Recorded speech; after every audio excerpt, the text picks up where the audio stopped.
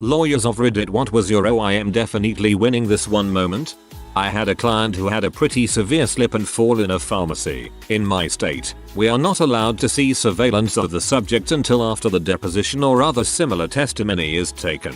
The rule is in place to protect defendants, so we don't coach the client based on what we see in the video. Anyway, we take the deposition. Then they send the video. Not 30 minutes later I get a call from opposing counsel wanting to settle. The video revealed that my client had fallen, passed out and peed herself. She was very elderly and very hurt. The manager of the store had an employee put signs out showing wet floor and mop up around the lady, all while she was unconscious, all before calling 911. Settle that one for the policy limits right there. What a pose manager. Hope they got fired. I can't really say I'm proud of this one. It's not a happy case, but it was a pretty sure winner. I represented a client once who had gone through a really rough marriage divorce several years prior. Child drowned, a couple miscarriages, wife developed postpartum on one, which amplified an existing mental illness. Incredibly sad story. At the time I came into the story, the ex-wife had been in jail for several years stalking her ex-husband initially, but was still being held because she wasn't competent to stand trial, and I was representing the ex-husband, who just wanted authorization to take over sale of the house prior to the trial. The wife's pro se briefs made it seem like she was under the impression they were going to relitigate the divorce, filled with allegations related to the marriage itself. Like I said up thread, she already had mental problems, and it was clear she'd picked up some soft-sit tendencies during her ongoing incarceration.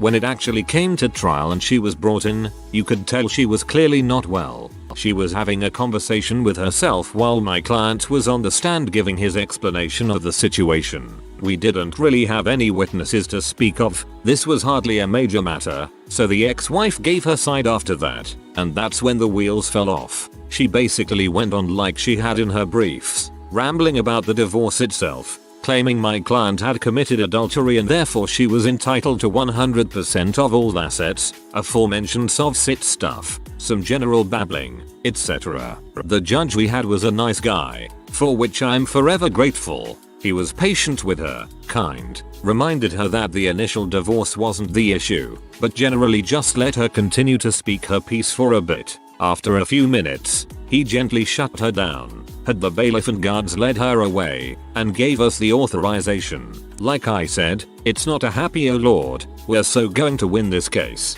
Just a sad situation, but it was probably my surest winner other than default judgments. Dang, that's just heartbreaking. I was defending a company being sued for kicking a customer out for being drunk. He showed up to trial. Small claims, wasted at 10 AM. The judges in small claims are lenient on process. They like to adjudicate on the merits. So we started. He's the plaintiff, so he goes first. Can barely stand during his opening statement. Knocks over his shopping bag full of evidence. Just awful. The court put a stop to it and ruled in my client's favor. The only words I spoke were putting my name on the record. This is peak small claims court and I love it. Beats my second favorite small claims case where the person suing her sister for stealing her ruby bracelet showed up wearing the bracelet. The shopping bag of evidence was what puts you up to number one. When the judge keeps on questioning the other side repeatedly, without me needing to say or submit anything, definitely have a lot of those moments, especially when you have a tight case, or when the other side's arguments are too flimsy. Opposing party, mum, stands up while the justice is speaking, interrupts, and says I can't force my children to do something they don't want to do. For context, the justice was talking about how dad, my client, needed to have some parenting time. Mum had alienated the kids and was claiming that they didn't want to see him. Opposing counsel, who had most definitely not anticipated her client doing this, just lowers her head and closes her eyes. I stand up and say if mum can't control her children, then perhaps she should not be the primary parent. The justice replies, and I'll be available to hear it when you make that application, Mr. L. Joth the law. That said, I knew I had one when mum stood up earlier and questioned the qualifications of the psychologist she had suggested, when said psychologist came back with a report that my client should have parenting time.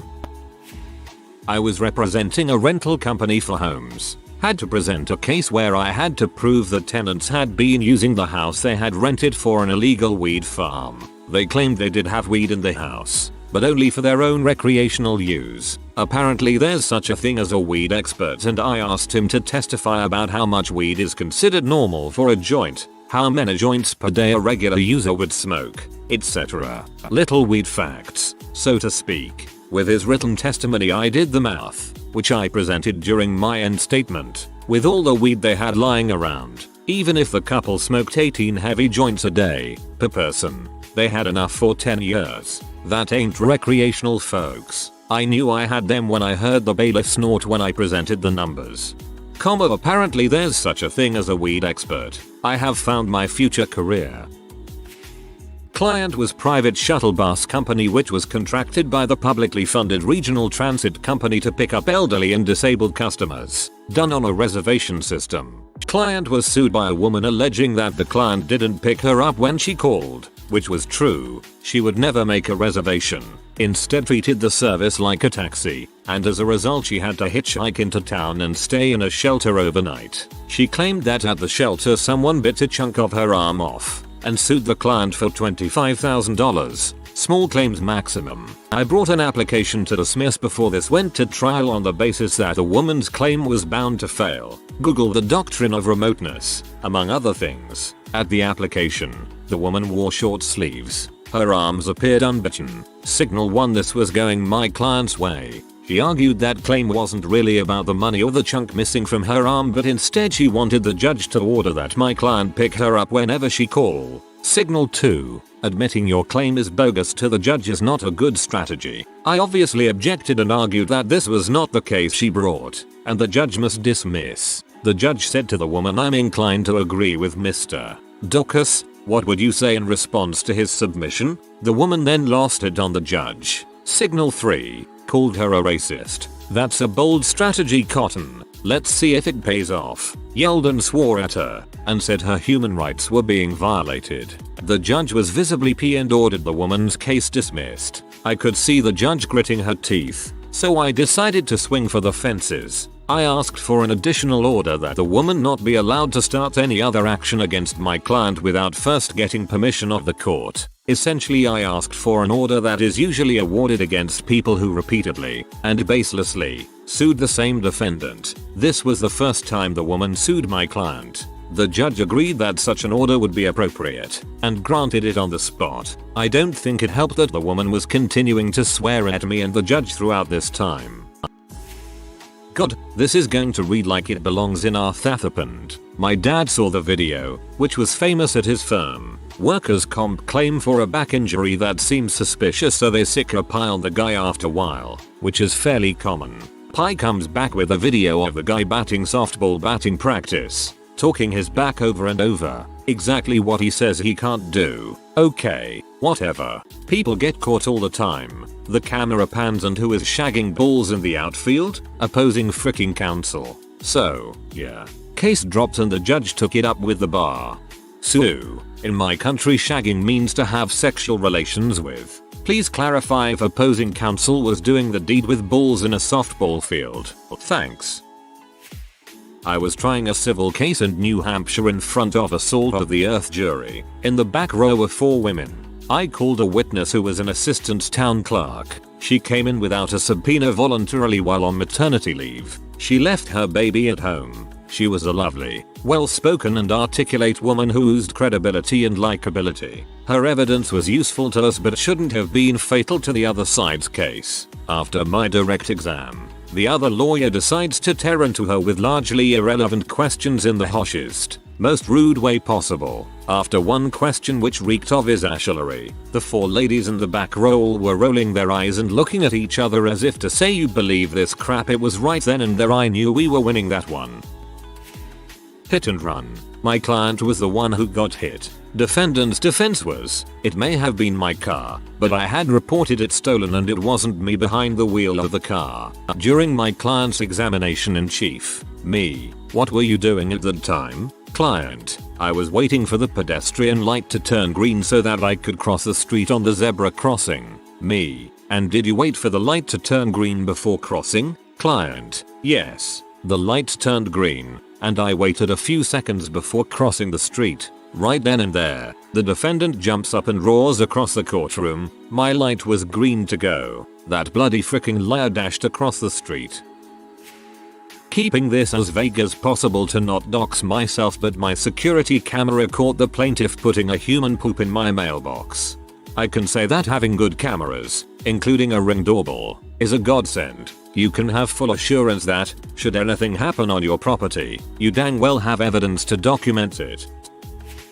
A lot of my family are personal injury lawyers. Most of the time when people fake injuries they then post pictures on their social media disproving it. One that sticks out was someone claiming injury in a car crash, I think severe neck and or back pain, and then posted pictures skiing. Overall, if you say you can't do this, make sure no photographic proof of you doing then. They can and will subpoena social media places, so even having accounts set to private won't help. Sister worked on a case where the guy was suing for permanent disability while also starting a roofing company under his own name. They recorded video of him moving packs of shingles all day long, day after day. He posted photos of himself up on roofs on the company's Facebook page. When the other lawyer got a call on his cell phone while he was making his closing argument to the judge, he told the judge just a second and took the call. Not a lawyer, of course, but I lived in a house with a slumlord property manager. Everything looked okay when we moved in, but we noticed a leaking spot in the ceiling. They just came and painted over it multiple times. We learned after the fact that half the house didn't even get air conditioning and had no air circulation, with windows nailed shut. After a year, my daughter developed asthma, my son had chronic sinus infections, and my husband and I had headaches and were sick every month. We also began to have issues with bugs no matter what we tried. I sent the kids off to their dads and my husband and I pulled our crap apart. We found mold on everything. Nothing in a visible place because I cleaned a lot. But once we pulled back furniture and mattresses, it was everywhere. I took pictures and had excellent documentation of our landlords. Less than stellar attention.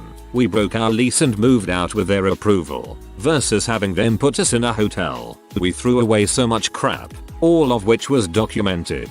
They tried to hit me with a 3K bill saying we ripped doors out. Doors I had pictures of being full of mold inside. I had about 100 pictures and about 30 pages of documents. They tried to say we trashed the place. My lawyer sent theirs just a few images and email transcripts and I had my deposit back a week later. My lawyer said the only reason he took my case was because of all of the documentation I provided. Truck driver changed his story on the stand about how the accident happened from what he had always said previously. Next on the stand, the police officer who had responded to the scene gives this new version too. I asked him on cross when he heard this new version, and he said, in the hallway just before I came in, "Oh, I'm definitely winning this one." Not my case, but during my aunt's divorce custody case. Wasn't really one hearing per se but over multiple hearings. My aunt wanted full custody of the kids. She initially had custody but uncle was allowed to see the kids every other weekend under supervision. Uncle was abusive, nasty even to the kids, even under supervision. Social services reported his behavior and at hearings he was rude and arrogant to the judge, wouldn't listen and even walked out on a few occasions. Even his barrister thought he was a piece of crap. He made it obvious he didn't give a crap about the kids and he and his mother declared on a few occasions that the kids were a result of incest between their mother and her father. Yeah, he dug his own grave with that one. Judge ruled that normally father will get some custody at least, but he was making an exception and banning him from coming near the kids until they're 18. Aunt got full custody. My brother had a case where someone accidentally told the truth after years of lying. Realized they screwed up and asked the court reporter to strike it from the record. That is not how it works. Not a lawyer, but one time I had to get a restraining order against my ex-girlfriend. She was stalking me after I broke up with her. In retaliation, after I filed for the restraining order against her, she filed for one against me. Totally ridiculous, since all I wanted was for her to leave me alone. So we had a hearing in court to sort this out, and this conversation takes place. Judge, Mr. Lingonberry, it says in her statement that you attacked her with an axe. Did you attack this woman with an axe? Me. No, Your Honor. Judge, I see. Well, since you've both filed restraining orders against each other, why don't we forego the restraining orders and you two can just leave each other alone? My ex. Immediately. Yes. Me. Your Honor. I would still like the restraining order. Please. I got the restraining order. She violated it so many times I might as well not have, but I got the restraining order. While watching officer video of police basically attempting to trick this guy off his property for 2 hours to make an arrest, they finally do so, and charge client with evading arrest. However, while the police are standing around talking, the senior officer makes a hand motion and all mics go dead and they are still talking, but one officer walks up, and not having gotten the memo to cut off his mic, Sarge says, "So what did the DA say?" To which Mick responds, A. He doesn't like the evading charge, he said. What's the defense counsel going to say, or a jury, if they see our videos? But he said I sent that to the DA and got an email back saying the charge was being dropped. When the judge called all counsel back into chambers during trial and told the opposing attorney, "The jury hates you, really, really hates you."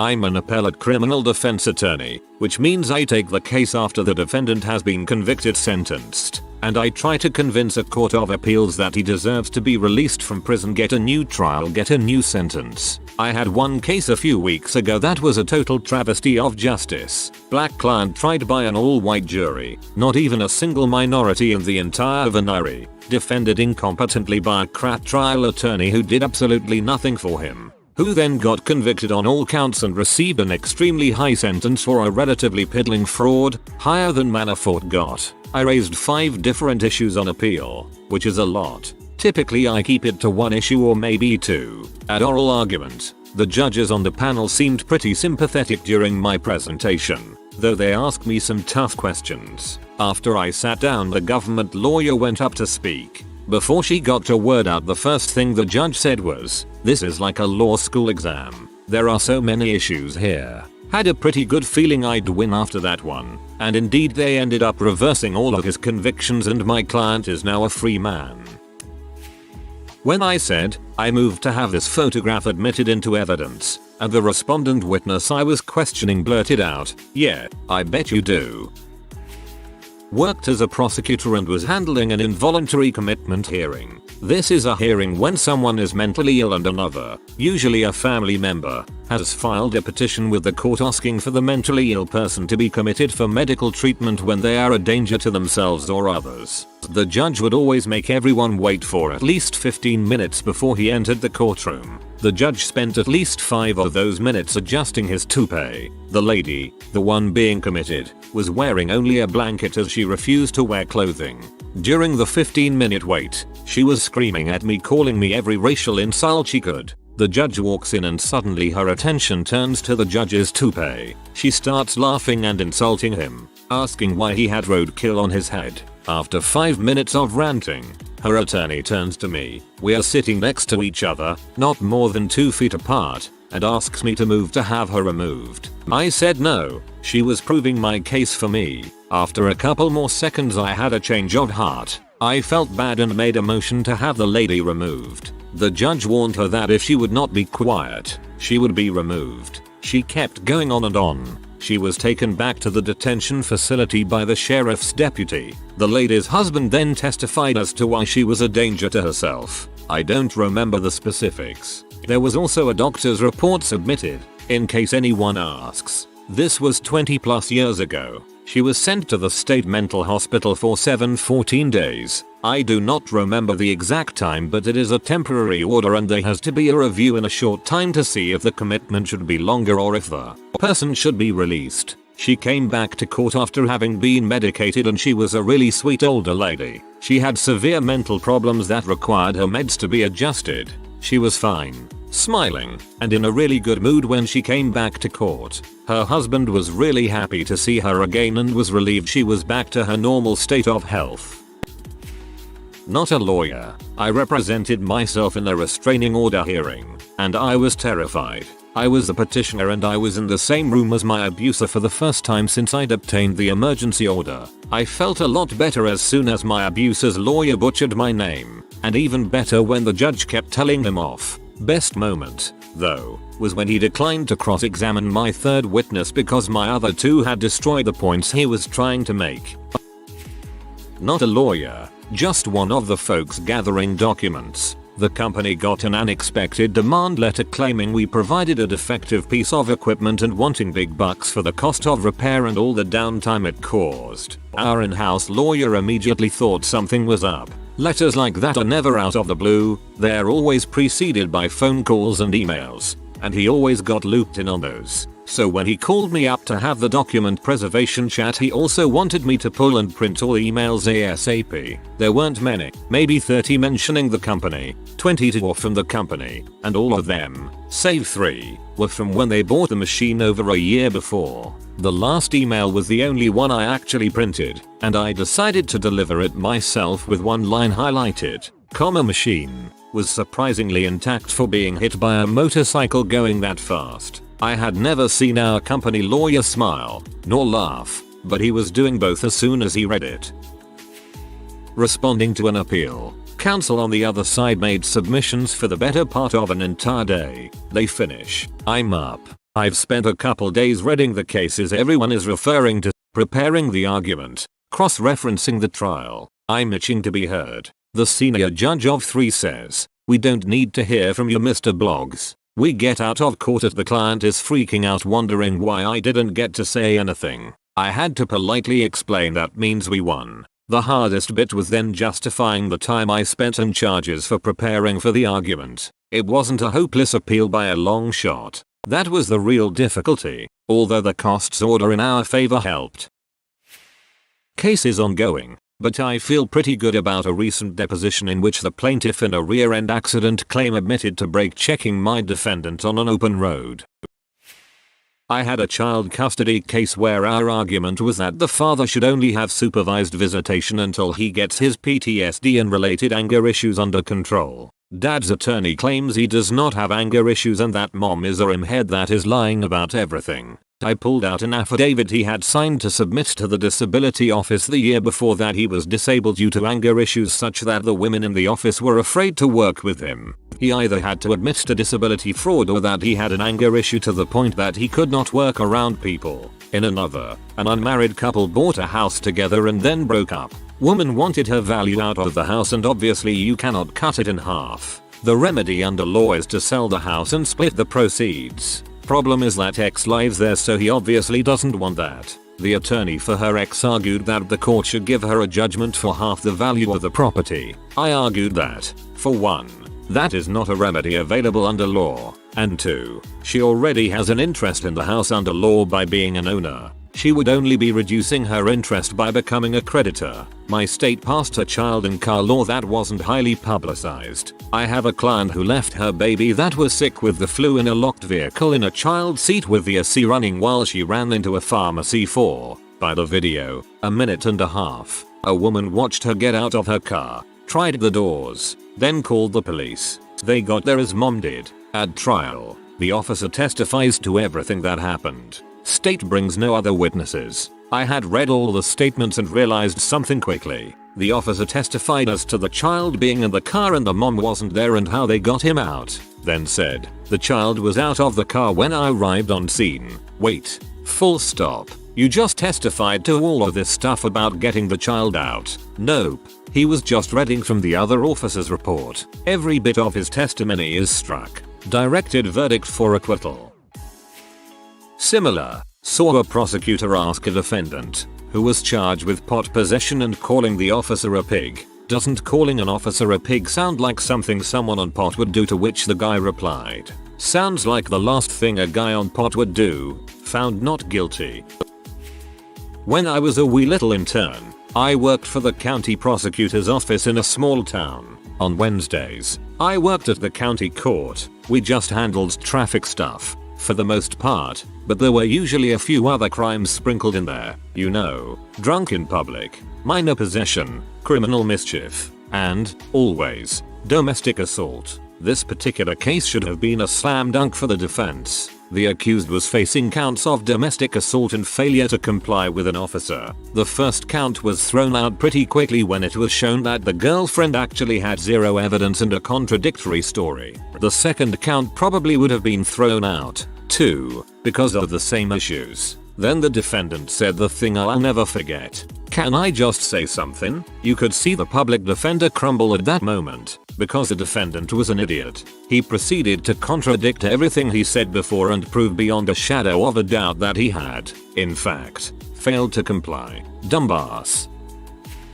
OC calls my client as their first witness. OC walks to the podium and opens up a massive 3-ring binder and begins asking a question.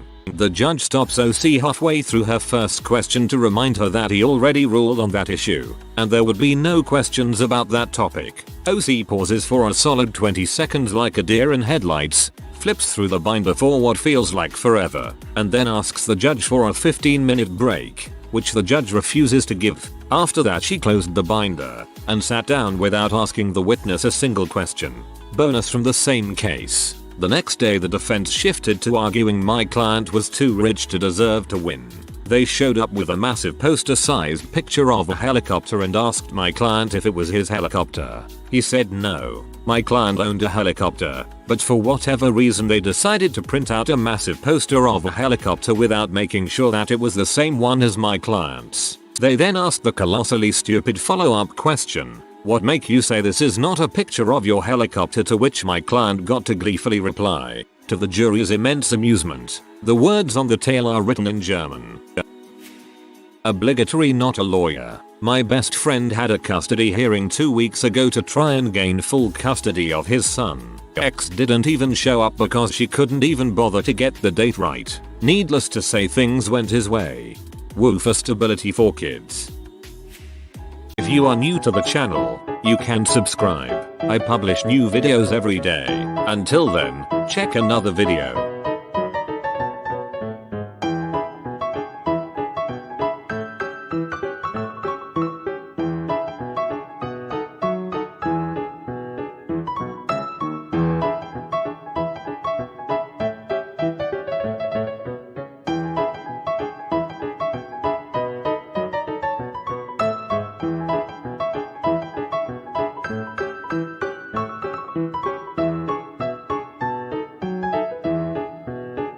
Bye for now.